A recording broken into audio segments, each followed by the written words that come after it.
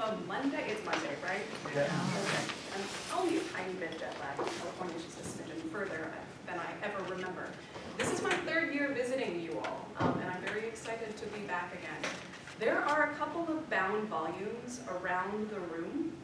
I would encourage you, even as I'm talking, to flip through them. Because I also have a quick question for you. When was the last time you read any print news source or a magazine, a printed magazine? Has anybody touched one lately? Touched one ever?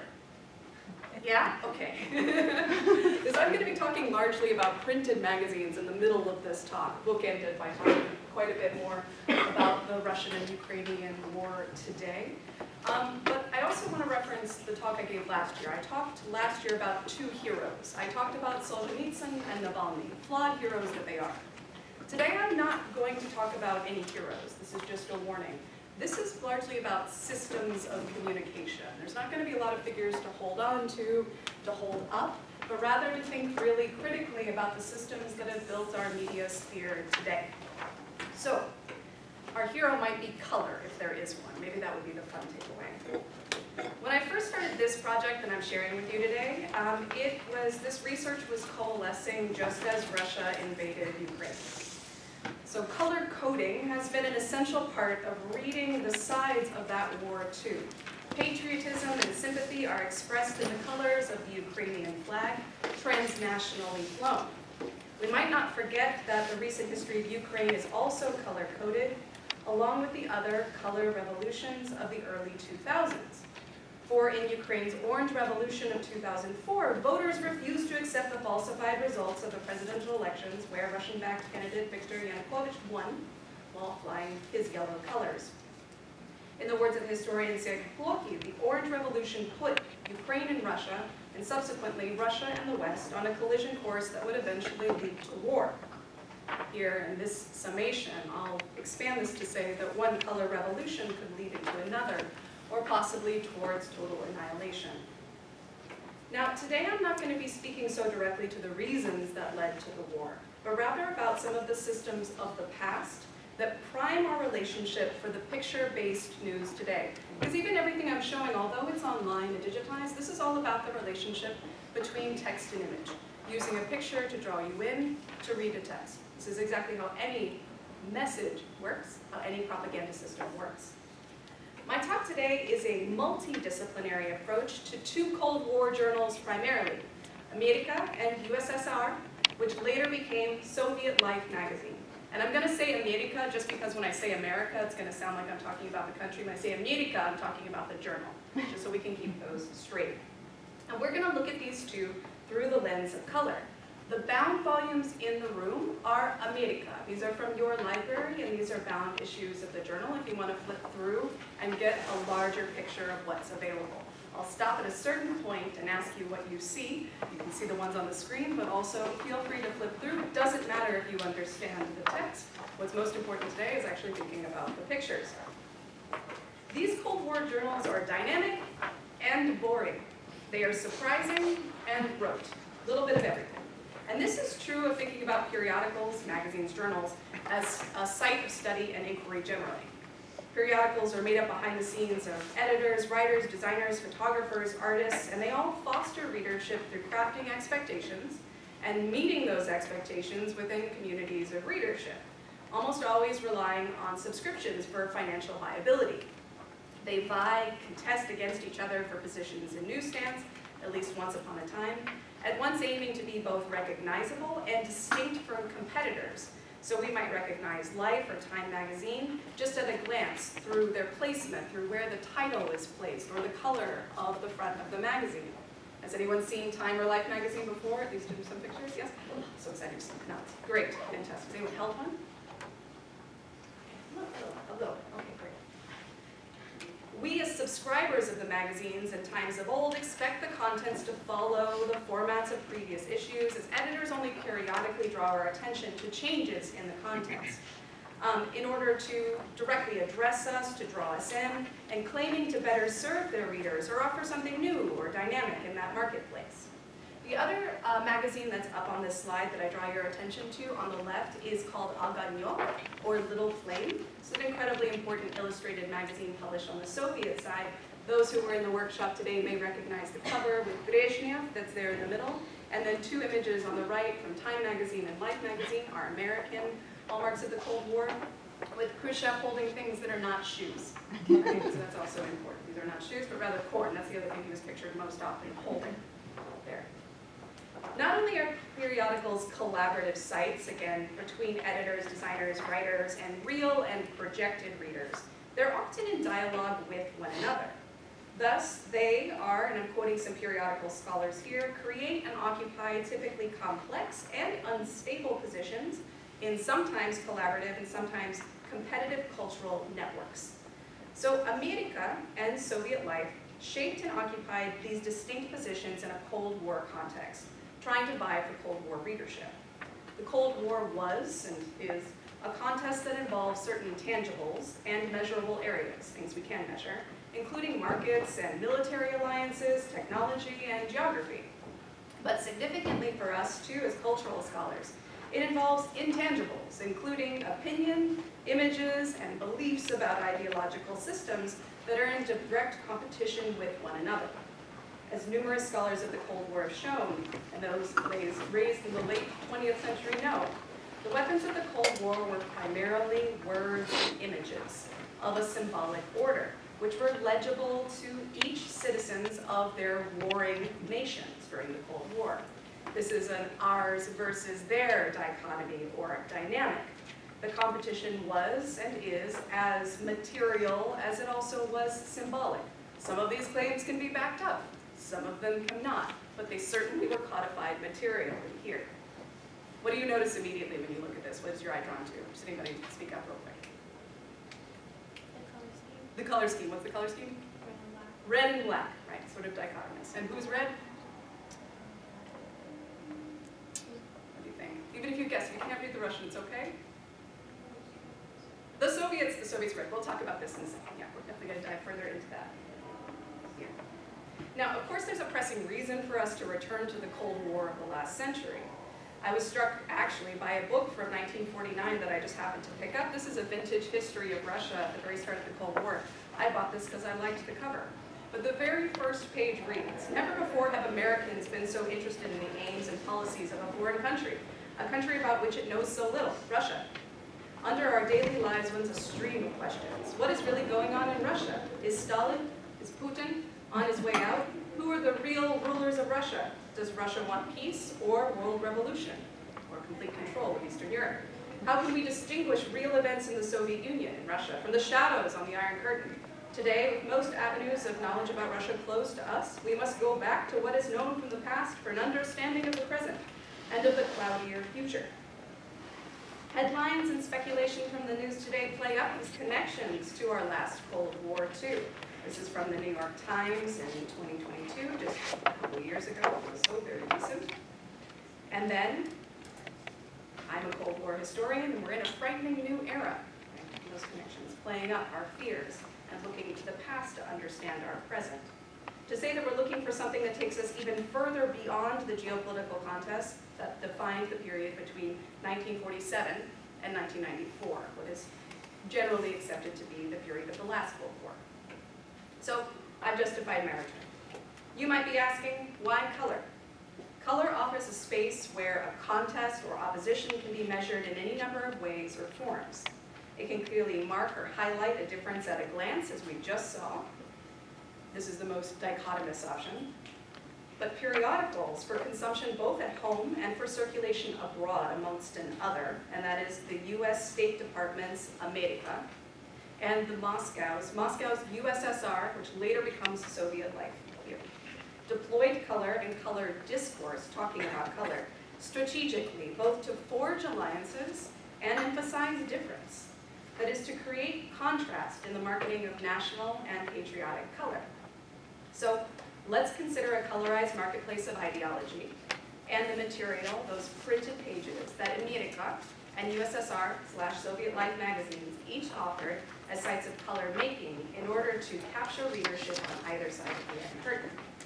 As we dive into social networks and fabrics that inform news journalists and their editorial choices, we're going to gain a picture of what Regina Lee Blazek terms, in looking at American industry, color patriotism in its many hues. So let's begin in the symbolic framework of the Cold War. Anybody seen this image before? I've left out the subtitle. What does it say? Oh, I saw a volunteer. Do you know what it says? No, but you've seen it before. Yes. Does anybody know what it says in Russian? It's hard to piece back together. You may notice the text is all over the place. So we actually have to use the colors and the shapes to piece it back. Beat the whites with the red wedge is what we have here. And this is from an earlier moment, so pre-Cold War, but establishing some of our communicative work. So red is an easy first mark, revealing this communicative work that color performs in global exchanges. The Soviet Army was itself red. The Reds came to stand in for the Soviets or the Russians almost immediately in American rhetoric after the revolution. Red is an easily deployable weapon, revealing the truth of the associative value of color, which is also drawn from someone like Kandinsky. Color, too, has provenance that we can trace. We can trace where it has been culturally and historically. Our encounters with color are necessarily shaped by where we've all seen it before. This could be on a substance, a kind of object, a period, or a region.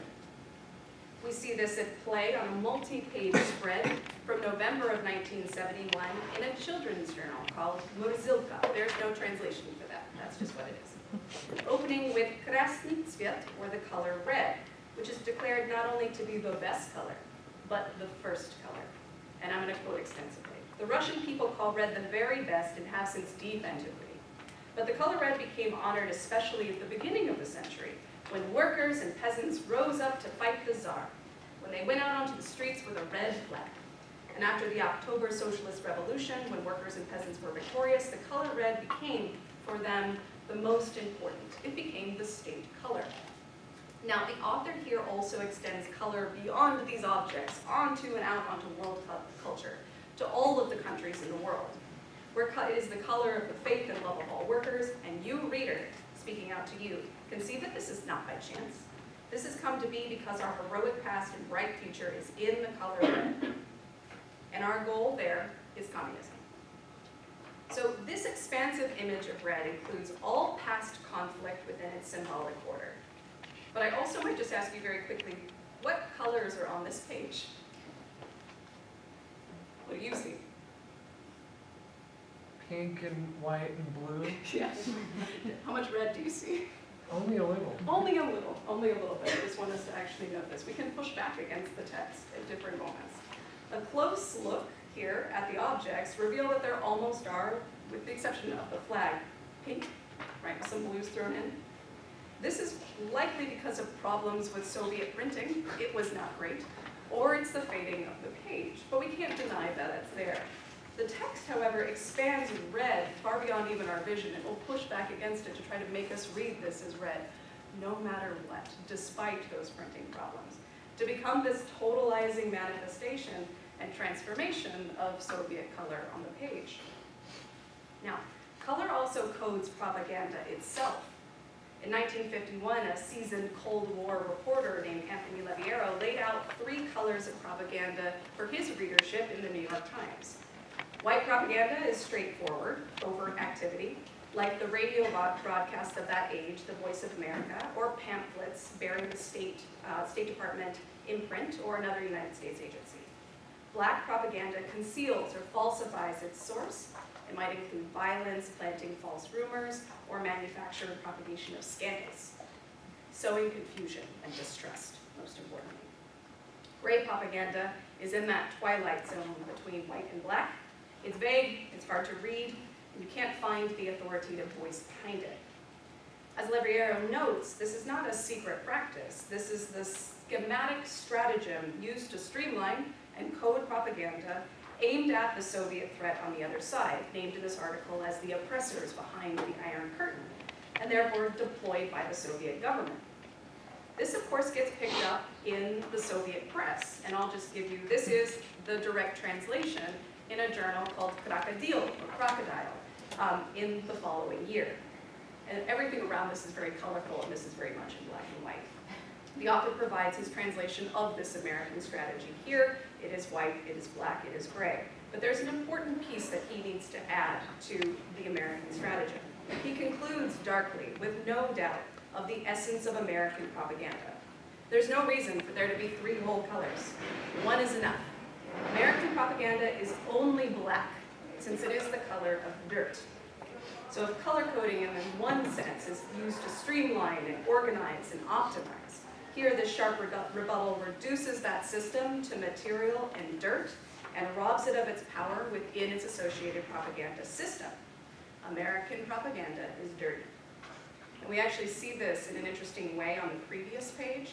There's a little caricature here that's very incisive that extends to the body of America itself. This is the average American veteran returned from service who says, I got these patches, his insignias in the war, and then afterwards, I got these other patches. The American government is not taking care of this veteran, and he is actually physically dirty. We can create these associations very easily between these 2 pages, imagining ourselves as a reader flipping through this journal. Now here, of course, color is working to code information systems. These are reflections that reveal another truth about color, that when we step away from absolute color, what we think of when we just close our eyes and think red, color does whatever people want to do with it here, including turning pink into red in the space of poor print. But we can also look at how readers respond to color too. How does American color translate for Soviet readers? Now, quick impressions. Did anybody take a look at America? Did you notice anything? Did anybody get a chance? I know I'm taking up a lot of space, so it's hard to look down the journal. Did you notice anything? There's some vibrant colors in the covers. On the covers especially, this is important. The entry point to the journal is very colorful, very graphic. Anything else that you noticed? Were you struck by anything strange or anything that you just expected? Music. Music, yeah, that there's features on music. Yes. So cultural pieces. Anything else?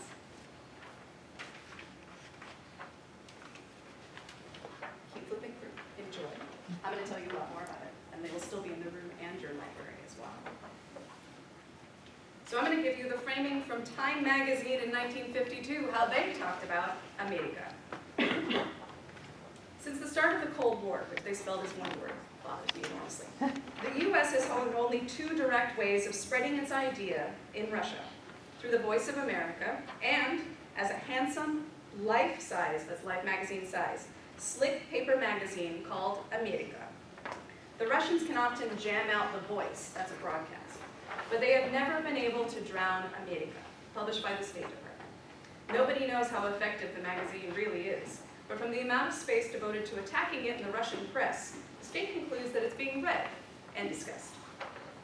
So this slick paper magazine, also labeled as polite propaganda, was written in Russian and featured articles on every phase of life in the United States, including art and culture, as well as business and industrial features. If you keep flipping through, you might also notice there's quite a bit of focus on youth as well. There's a lot of reflection of youth, which we'll come back around later. Time emphasized the effectiveness of the journal as American propaganda, as it also described as having a strictly factual approach to its articles. It says it's never boasting and never overtly political. Never are there any direct criticisms of the workers' paradise, any direct criticisms of the Soviet Union.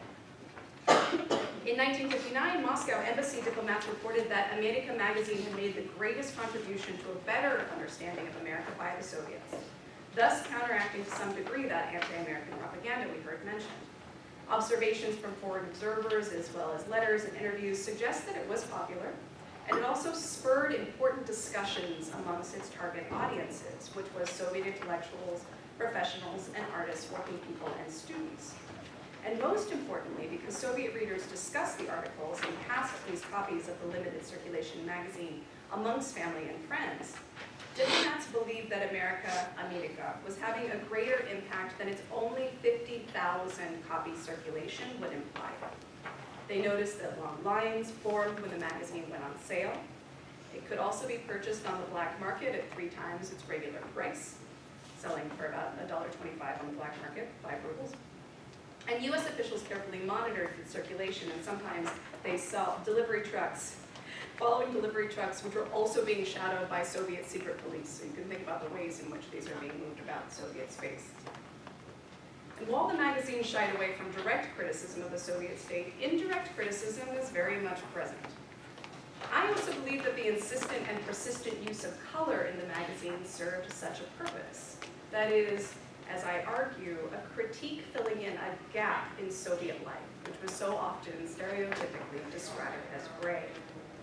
Time and again, Soviet readers of Amerika focused on its colorized character, not that coding of red, black, white, or gray, but really something else. An informant speaking to the embassy staff in response to those early years of the journal, around 1947, said that the fine paper, color pictures, typography, everything about the publication struck him as being first class. In fact, this journal makes a lot of repeated appearances in important memoirs and diaries, often in colorized terms. And I've got a few examples from diaries here. Unfortunately, I couldn't find the color picture this author is responding to, but you get the idea. It's hard to play this. I'm going to go back through and find what every reader was looking at game, but here's one. Lydia Chuplovskaya, who is a writer, poet, and dissident, and author of important memoirs during the Soviet period. She actually worked closely with Solzhenitsyn as well. Wrote in 1961 with this impression of the material abundance and slickness of the journal. So a friend hands her the issue of Amerika. It's glossy, the trousers are ironed, there's shining teeth, and décolleté are sparkling. She looks at a spread on weddings, there's flowers, veil, glasses, smiles. Right. This one's even better. This is Yuri Nagibin, who likens the colors of his world for a brief moment to that of the journal. He says that today the sky was like America magazine's color photographs. The fine sunlit rain looked like spring drops. All the loudspeakers were spluttering with football passions, and the tailor called it the soup was ready. So for Nagibin here in the entry, Amerika and America's skies mark a good day within his imperfect Soviet life. He then takes a dark existential turn, finding his courage shattered, and asks how he will live on. This is also pretty stereotypical of diaries of this moment. A 13-year-old Elena Schwartz, who would also become a great Leningrad poet in her adult years, saw Van Gogh's Starry Night for the first time in the journal Amerika. She writes in her diary, "It's great, there's a swirling stormy sky, a small town, and it reminds me of Koktebel, which is a Crimean town, which was known in the early 20th century as a literary retreat." She goes on to describe Van's work as modernly painted, although it was done in the 19th century. She's struck by Kandinsky's abstract color composition number 3, which models capturing emotions wordlessly, and Rousseau's Sleeping Gypsy, which is mysterious and stupefying as though it appears in a dream. These color reproductions, at least as captured in her diary, become a springboard for her creative life. As a rule now, I'm eagerly grabbing everything, painting and poetry. I want to note how important this last anecdote is in the representation and printing of Amerika magazine. Art reproductions in Amerika, and these are largely works unavailable in wide circulation in the Soviet Union at the time, were made in full color in features in the magazine. In addition to features on new artists in America and in Europe, who were the vanguard of late mid-century abstraction. These are artists whose works could not be more different than the models of socialist realism then sanctioned in Soviet art. Even in this period, under Khrushchev's thaw, visual art was deeply conservative, and it always pictured an image of monumental and idealized Soviet reality. And I just brought where we have a more overt statement of this in the New York Times magazine at about the same moment. On the left, there is representations of socialist realism, which the editor is arguing is all in exactly the same style, whereas American art is diverse. There is abstraction. You see that big Jackson Pollock there on the right. That would never be shown in a sanctioned Soviet space. So I would say that Schwartz was, in fact, the most ideal reader for Amerika. The young, impressionable reader repeats her own ambitions within her Soviet reality in the colors and artistic mode pictured by Amerika. So each of these anecdotes reveals readers responding both to content, what is pictured, and form, so how it's pictured, in glassy color. For nearly as long as there has been an image marketplace, color, vibrant, dynamic, and saturated, has formed one of its main focal points. So throughout the 20th century and well into the 21st centuries, the presence of color in print media has shaped the marketplace and a reader experience. And I might ask you to just reflect on that. When was the last time you were absolutely drawn to something that was just black and white rather than color? Nowhere is this fact so apparent as on the American scene, and it defines America as such. By the mid-1930s, the publishing firm Condé Nast, through artistry and the ingenuity of photographer-printers named Anton Bruhl and Ferdinand Bourget, had pioneered a lush and meticulous means of reproducing color photography in magazines. This is one of our favorite examples from scholarship on color. This is Condé Nast's promotional catalog for Color Cells from 1935, which was aimed at industry and manufacturing companies. It offered these glamorous pictorials of featured commodities like textiles and jewelry and food and furniture. And it says things like, colors portray jewels to justify cost. For the first time, jewels are presented with absolute verisimilitude. Color is exact, even to subtle differences in translucence. Luminosity and sparkle are transferred to paper against rich black machine of brown satin. Yet the brilliant and lively palette of jewels is never permitted to obscure the fineness of the cutting edge of sheepshead. It's a tribute to the choice of inks and the excellence of plate making. It's really just about selling the process. So lush photographs coupled with word-saturated and vivid text is selling color, and it's selling the process of color photography and plate making all at the same time. I bring up this example because America also emphasized its own use of color in color too. Here's a multi-page feature in a relatively early moment in the journal's publication in 1950. America covers the first color photography exhibition in the US. This is also the rise of color photography. An exhibition that included those Condé Nast photographers, Bruhl and Bourget. Everything's connected. With 5 reproductions of color photographs from the exhibition here, set against a rainbow gradation, the account begins by noting the role that periodicals have in particular played in changing American expectations in color. Americans have been used to only seeing monochromatic photographs in print, but now they're very pleased to see a greater number of color photos in the design of illustrated books and journals, which gains in vitality and beauty. This whole celebration of color photography also includes a highlight of amateur practice, that more people have more access to taking color photos in the US. But it also as likely contains a critique then of Soviet photographic and artistic landscape, even if it's not expressly mentioned. In the instance of color photography and color film more generally, America's own color technology wildly surpassed Soviet efforts at mass production from the 1930s onward. The majority of color film stock was actually German in the Soviet Union rather than Soviet-made. Color film remained out of reach for the majority of Soviet amateur photographers until the 1970s. It was reserved almost exclusively for state-made and state-driven periodicals, production, and those state-sanctioned artists. Now, I'm not going to bore you too much with thinking about this as data, but you can do this too. If you're trying to think about ways to break apart what's in America, you can break it apart by what is pictured and how it's pictured, and then try to count all the pictures in color to get a sense of where they're putting different emphases. And I've started a little bit of this project to think through at different moments what might be featured throughout the history of the journal. So if you're curious, we can talk about this more.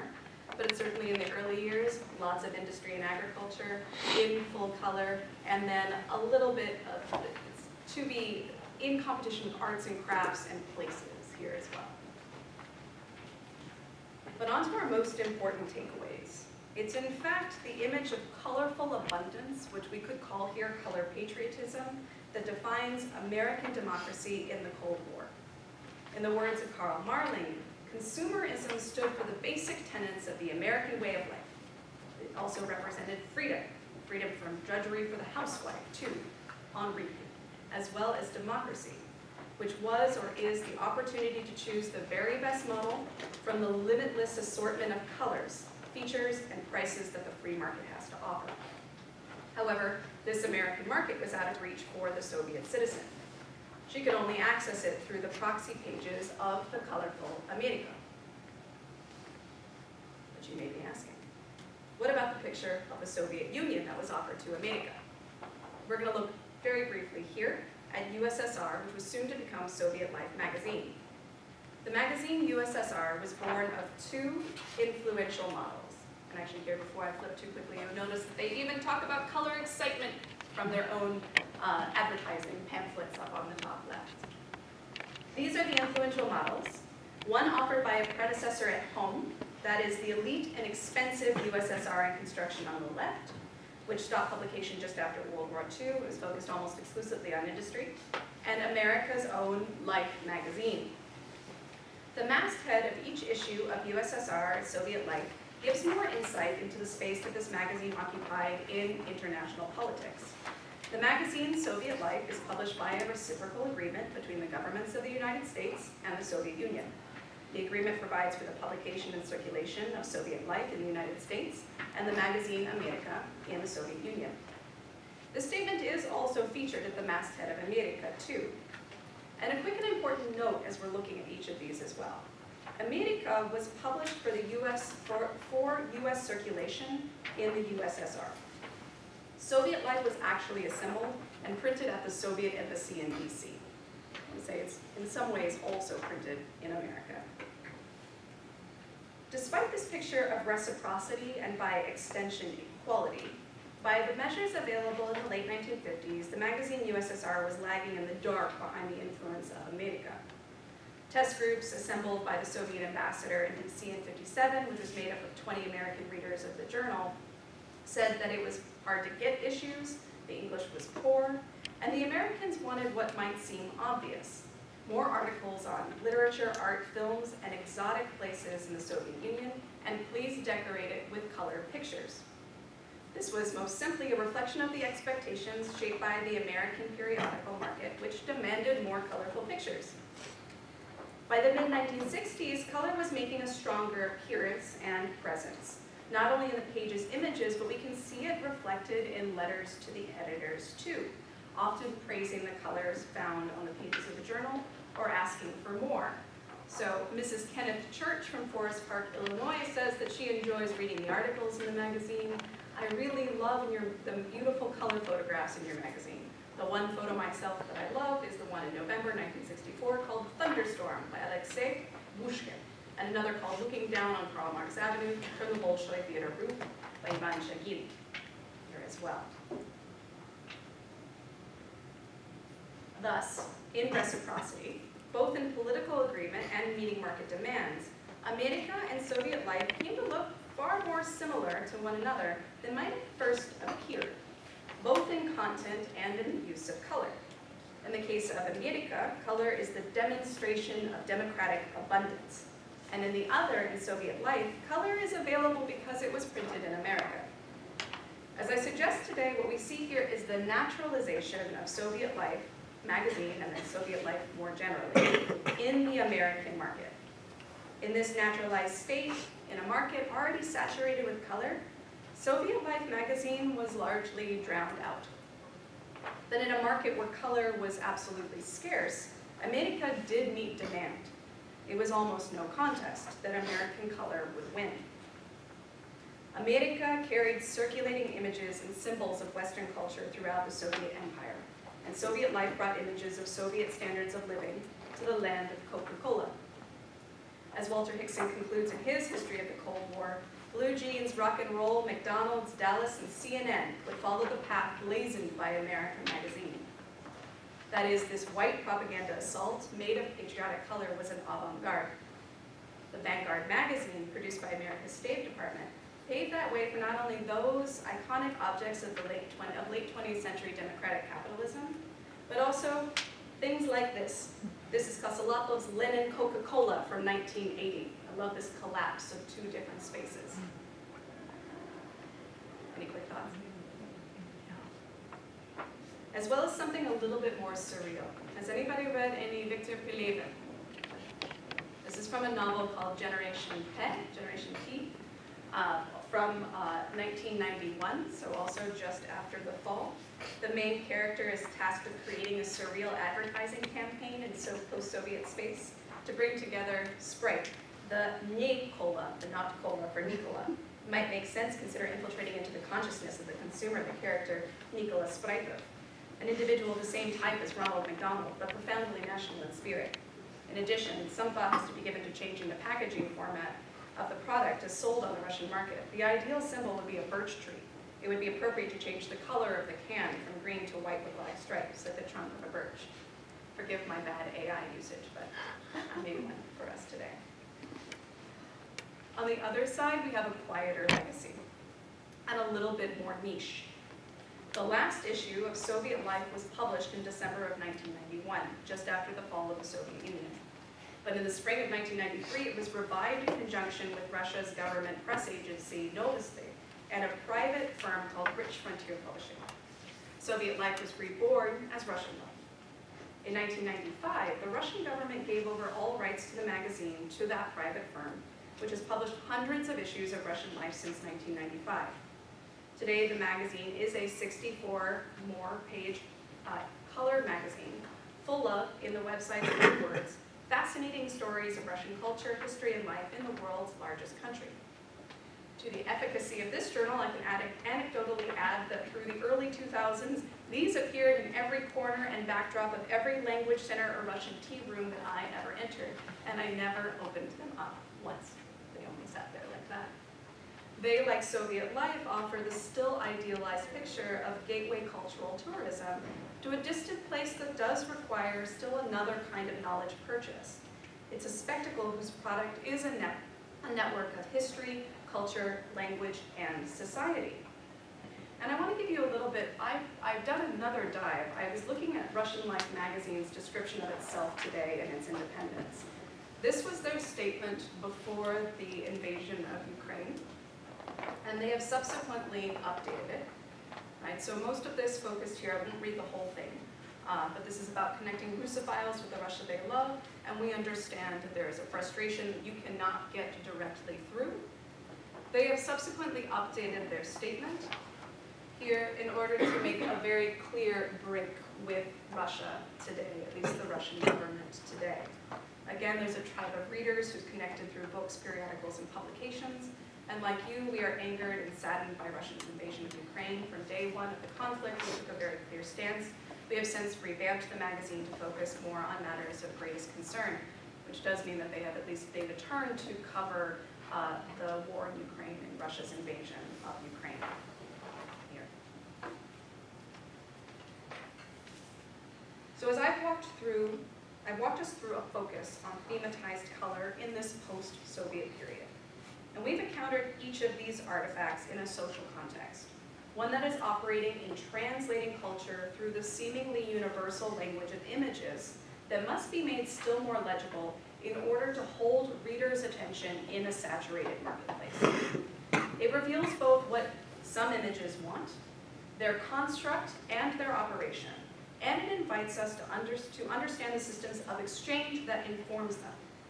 I hold that a look at color in these contesting periodicals illuminates the values between contrasting binaries, symbolic and material, democracy and socialism, and all of the tones of saturation between. That is, when we take away the dichotomy that you see there on the right, the differences are not so great as they might seem at first when we look a little more closely. Today we've arrived in a new media world, but one still built on the foundation of images and text vying for our attention. There are some all too familiar political agendas at play. As the Cold War from the American side was predicated on containing the expansion of communism and the influence of the Soviet Union. Today we can see that limiting Putin's real expansion of Russia is of tantamount importance, especially if we return Ukraine fully into the frame. Putin's Russia has also reached deeper into its past to rewrite its own historical narrative to fit with the picture it wishes to paint today, one that lays claim to Ukraine and shifts world order away from a Euro or American-centric economic and cultural hegemony, that is, limiting the influence of the West. Russia's propaganda war today can be color-coded in Cold War terms. This offense is decidedly black. That is, it is propaganda that conceals or falsifies its source, may include violence, planting false rumors, or the manufacture and propagation of scandals and other activities to sow confusion and distrust. We see time and again that US intelligence officials and private analysts say Russia's disinformation campaigns are designed to cut off America's assistance to Ukraine, clearing a way for a rapid Russian victory and more years of conflict. According to the Associated Press last year, the secondary goal of Russian disinformation is to increase political polarization and distrust as a way of eroding American confidence in democracy. While the journals America or Soviet Life provided a glossy and colorized and absolutely idealized picture of their respective worlds on each side of the Iron Curtain, today's media lacks so many of the authoritative frames that defined those of yesteryear. If the mastheads of these magazines proclaimed their sources, here are the reciprocal agreements. Today we face a modern media system moving at the speed of AI that can look like the illustrated news, but could as easily be false plants or even deep fakes. They are fast to emerge and quick to disappear. This is ephemeral too. They are also purposefully obfuscating the source of their authority. Who wrote it? Who made it? On the right, I don't know. I just know that it exists. Those white propaganda magazines, America and Soviet Life, were built on idealism, building a positive picture to foster empathy and connection. Today, our globalized image-based media systems are weaponized to be deconstructing. What we must be vigilant in remembering actively is that Ukraine itself can disappear behind this black propaganda curtain. Russia has a tendency, as I have even performed for you today, to take over the whole scene, to become the monolith of Eastern Europe and Slavic culture. These disinformation campaigns are aimed to shift focus, to obscure an empathetic connection with Ukraine and its people. Yes, all propaganda forms and delivers a strongly selective picture. It has a message. It is biased. But some are more nefarious than others in distracting us from what is happening or not happening outside the frame. So what else do we need to add to this picture to understand today's war for hearts, minds, lands, and democracy? We can set ourselves up with a few tips for spotting disinformation related to the Russian-Ukraine conflict, and I put the link here. I can send out some more sources. But the one I just want to draw our attention to, which maps onto some comments that I was making during workshop today, is one offered by a research scientist named Mike Caulfield, which is featured in this NPR piece on the right. It's called SIFT, S-I-F-T. This stands for 4 steps. Stop, investigate the source, find better coverage, trace the original context. These are all things that led me down America. And earlier today, Khrushchev's fake shoe-baiting incident. This requires active looking. Maybe we can imagine a Soviet reader of America poring over slowly those hard-to-reach pages of America. We need to look as closely as possible at the frames of our information and of the pictures that we are consuming. Can the framework of color, or perhaps these histories of media technologies, inform your way forward? I hope it can offer you something that even at the end of this day, filled to the brim with propaganda on all sides. Color still creates, builds, and binds people together if we can only see it. I'll end with that. Thank you.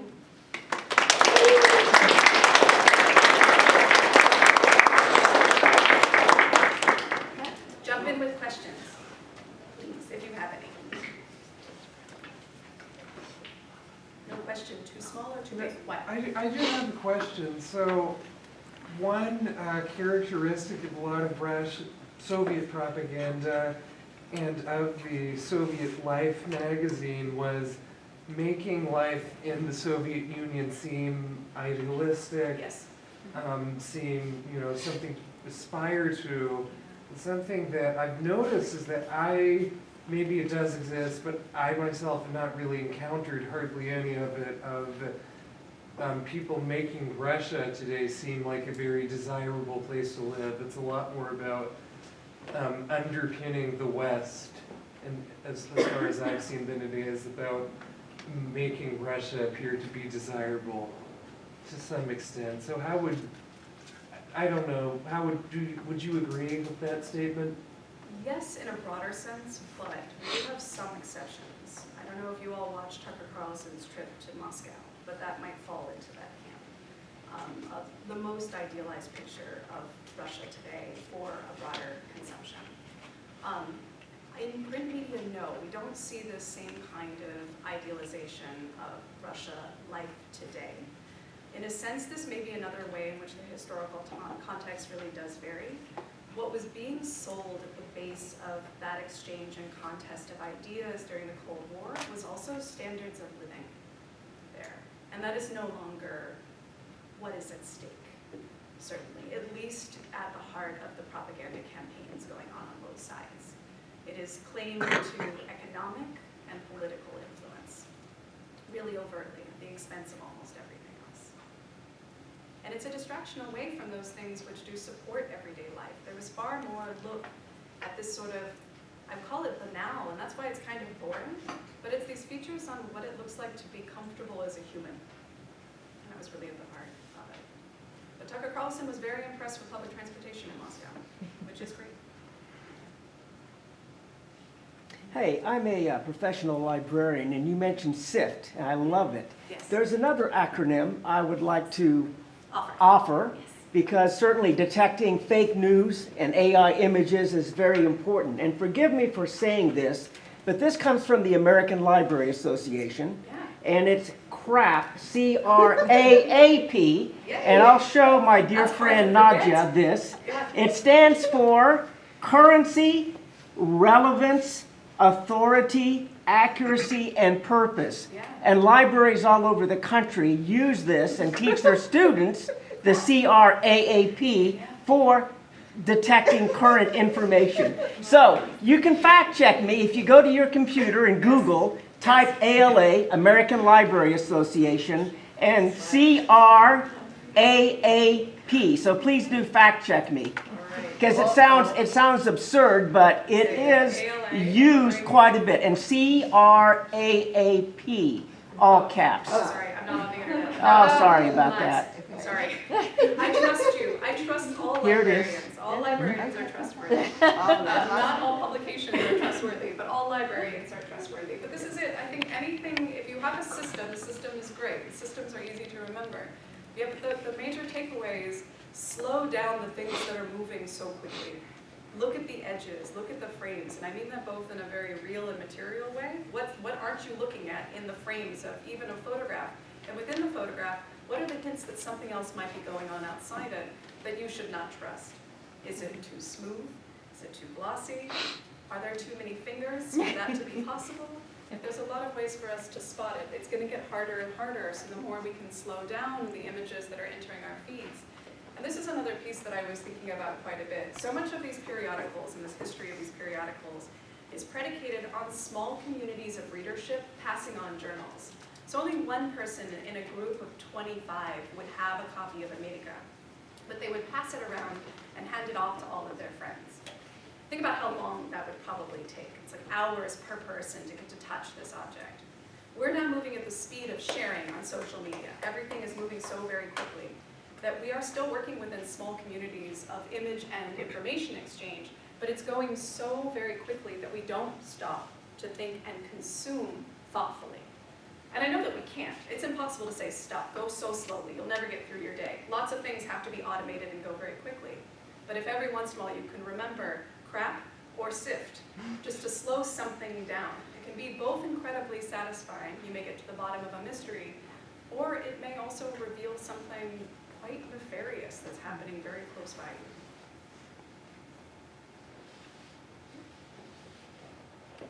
Any other questions or offerings of things you've seen?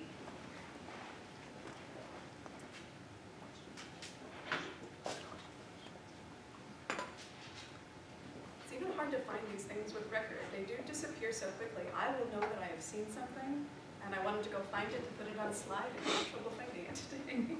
Trying to find all of the evidence of deepfakes because so many of them are also moving so quickly.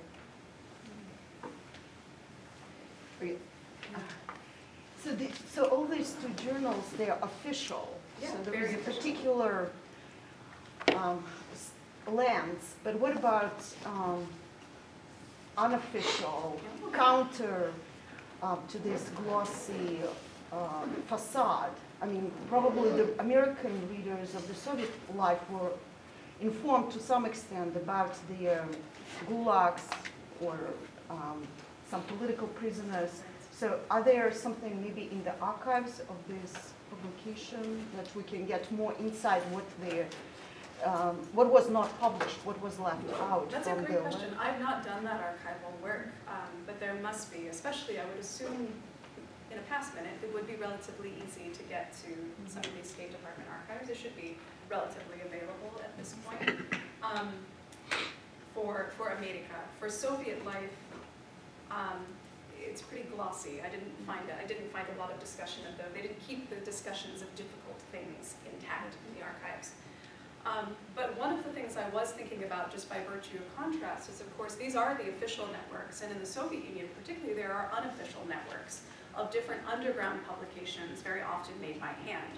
And by contrast, one of my favorites is the Chronicle of Contemporary Events, which is the most bare bones, dry news source that was hand-typed and then copied using ditto paper, so just carbon copy paper, and passed around. But absolutely no pictures, no embellishment whatsoever. Its dissidence was simply offering bare, authoritative information because there was no framing whatsoever. Run in small circles, passed around by hand. So it looked very different than these glossy magazines, which were very, very official, too. And these are two poles of that dissident readership, of access to information, pictures of something outside, that some Soviet readers had access to. Neil. Yes, going back to your example where you mentioned that in the USSR, how people would share like a copy of America for like hours at a time and then, carefully look through the pages. But nowadays propaganda is, can be generated by AI, by like thousands or hundreds of thousands or millions of like images and like fake articles like per minute. Obviously that type of quantitative change has to have like some sort of like qualitative change. So what like changes do you think exist? Like, do you think that now, whereas like in the past it was like a competition for quality, now it's more of a competition of like how quickly can we overwhelm or like tire your sense of like critical thinking? And because if you try to stop and like analyze every single piece of media, you're gonna stop functioning in modern society now. So like, what do you? You are exactly right. This is the crisis of our modern age. You've hit on it exactly. You answer your own question very elegantly within your question. There's not an answer.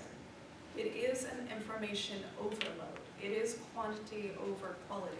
And that is how we are consuming. And it is why long-form journalism is struggling enormously. So I think of places like the New Yorker, the Atlantic, anything that is long-form is really, it's a luxury to even have the time to be a reader of those long-form pieces. And we also know from studies, neuroscience studies everywhere, attention spans are so short. I know I stretched you long in this. The attention span for a single slide to hold your attention while I'm talking is less than 90 seconds.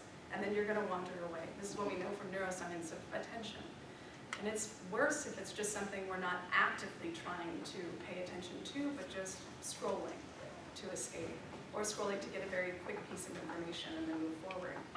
So yeah, that's my inelegant answer to, I don't know what our answer is, but you are exactly right. We've entered the world of the quantitative information and image overload, now compounded by AI and our ability to make images even faster. And I think we're living in the throes of it right now. I do not know what is to come.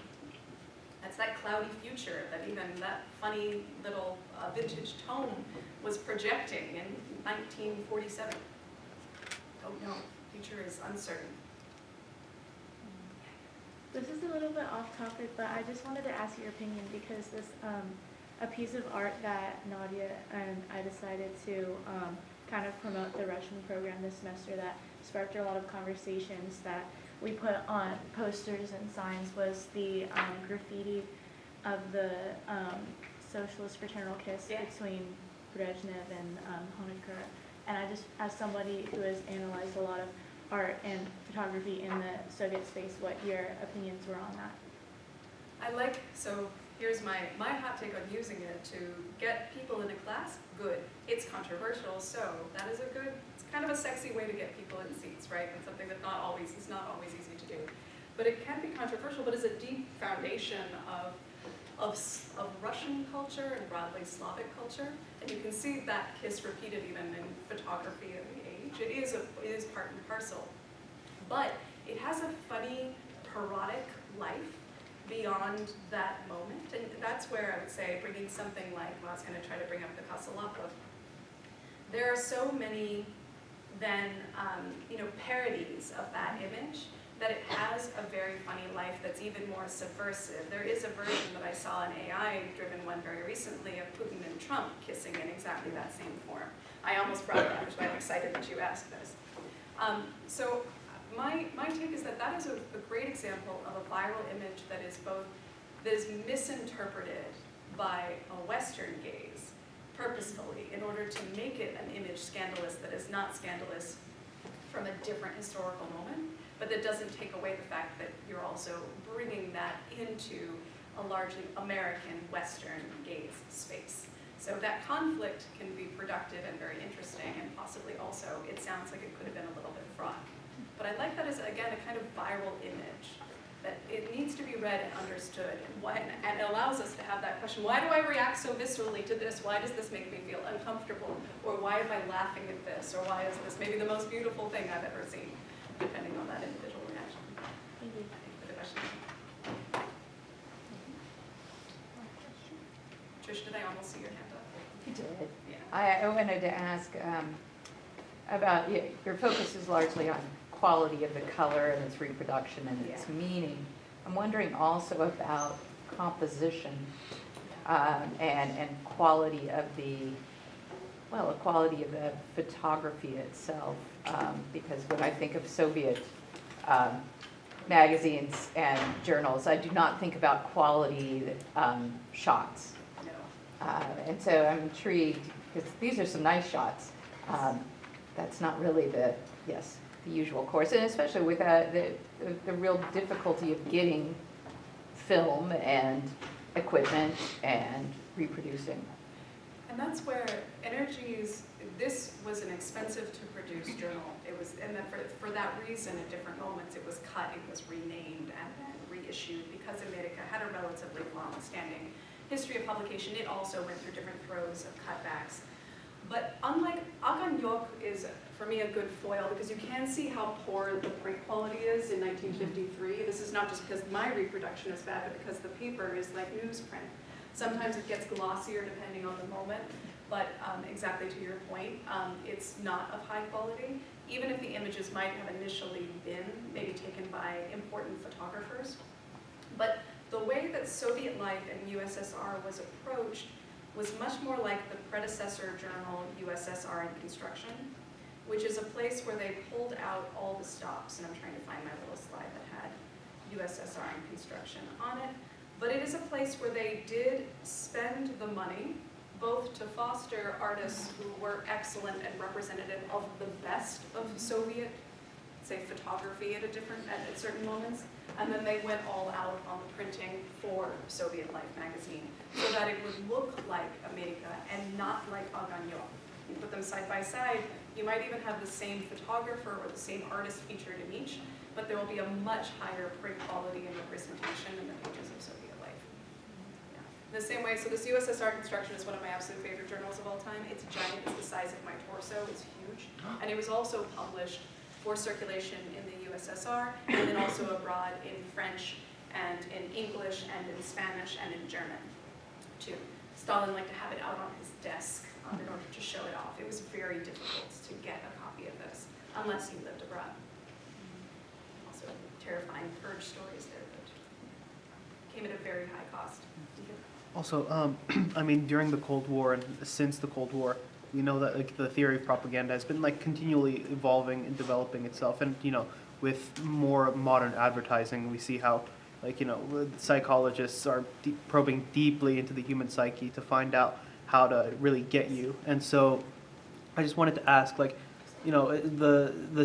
sift and like the crap method, like they're helpful. However, how do we overcome our own natural biases, which we often overlook all the time, and because those are exploited by, the people that know the human psychology very, very well. So how can we overcome our own nature / biases during analysis? You answered your own question so elegantly again. It is really taking that step back and recognizing when you're falling for something. Right? Why do I feel this way? Why am I sucked into Nicholas Spreikov, as we have here, this fantastic advertising campaign for the not Sprite, me Sprite. And I think that the other, I'm going to say something provocative, and take it as you will. This is the way I always started my photojournalism class when I used to teach it, and that is that all communication is propaganda. Prove me wrong. If we take it at that face value, we're skeptical of everything. It's impossible to stop and think that everything is. But for me, it's always a provocative reminder that every communication is biased. I am deeply interested in you buying what I'm selling. Right? That is my stance. You're trying, and its most basic level, I don't mean that in a negative way either. Propaganda is not always a negative effect. I want you to be empathetic and receptive to me and to my ideas. And the only thing I have is words and messages to communicate that to you. That's the propagation of that idea, right, at its very core. So it's okay to fall for those sorts of, let's say, messaging campaigns, the advertisements that you want to be subject to. But it's also good for us to be able to step back and wonder if there's something else behind it, to still be skeptical.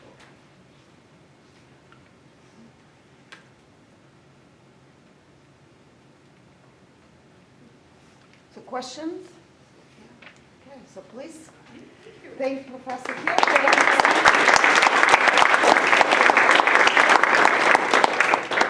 I appreciate you all being here so enormously. Please check out your collection of America. It's a really great one.